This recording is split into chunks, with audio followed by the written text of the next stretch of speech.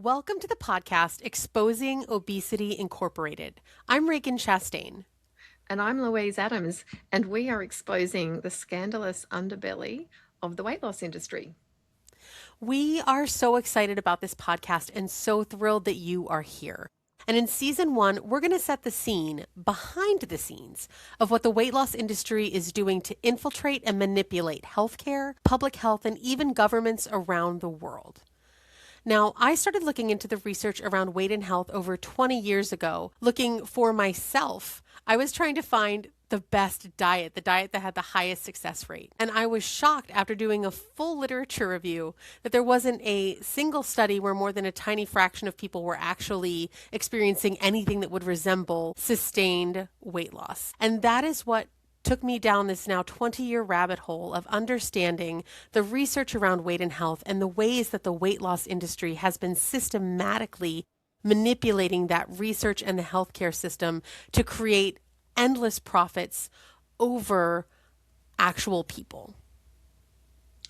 And very weirdly, also around 20 years ago, on the other side of the planet, I'm based in Sydney, Australia, and I had just opened my private practice as a clinical psychologist. And I realized that practically everyone that I was seeing hated their body, wanted to lose weight, or had an eating disorder. And obviously, as a psychologist, I knew how to help people with eating disorders. What I didn't know was how to help people, quote unquote, lose weight and keep it off.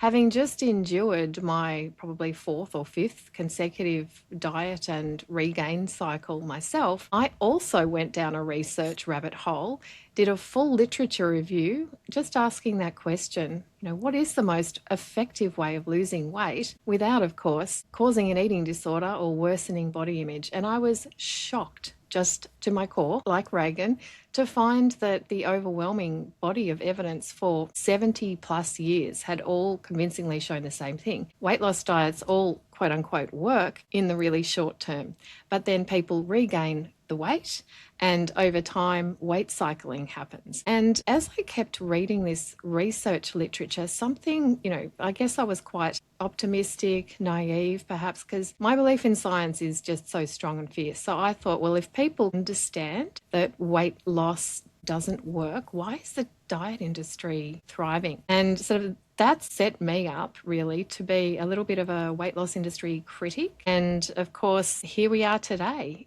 20 years later. So Reagan and I have found each other, kindred spirits from separate sides of the planet. We love nothing more than dissecting the weight loss industry's nefarious practices. And here we are, of course, in the age of Ozempic. And we really wanted to start this podcast to get a discussion going that's perhaps more critical than what's out there, and to really raise awareness with people, we hope, about the weight loss industry as an industry, because this is about profits, not people. And just a bit of a shout out in terms of our name, Exposing Obesity Incorporated.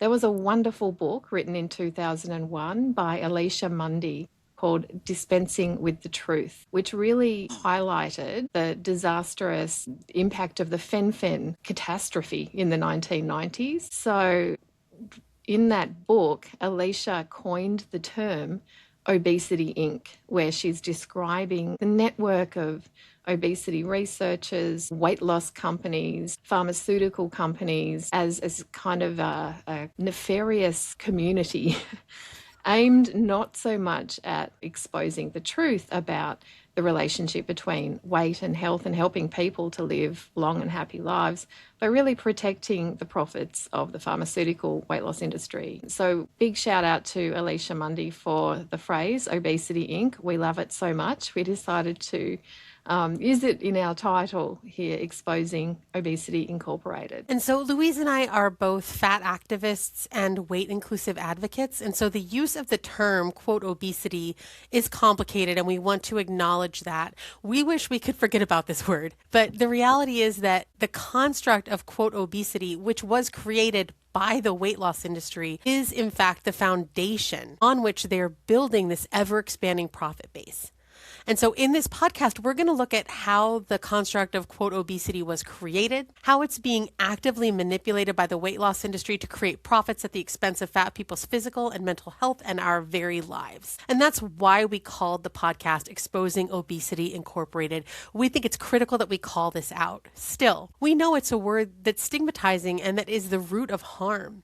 And so as we discuss it on the podcast, we'll avoid the word when we can.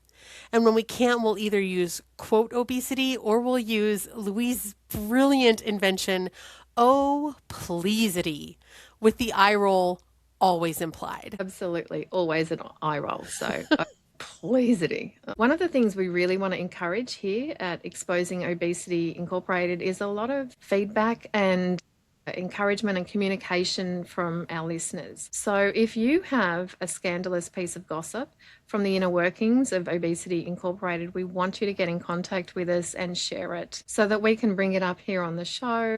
So you can get in contact with us in a number of ways. You can go to exposingobesityincorporated.com. We've got our contact information just there for you. And one of the really cool things we have set up, it's called Obesity Leaks. So this is like a voicemail that you can leave for us, just a little voice note telling us the secret or telling us the experience or telling us the bit of scandal that you've picked up along the way. So if you go to exposingobesityincorporated.com, you will see a link. Just click on that and you can leave us a voice note, or you can just email us. The email address is info@exposingobesityincorporated.com. We just can't wait to hear from you, and we're really excited about this podcast helping to disclose stuff that perhaps even we haven't found out about.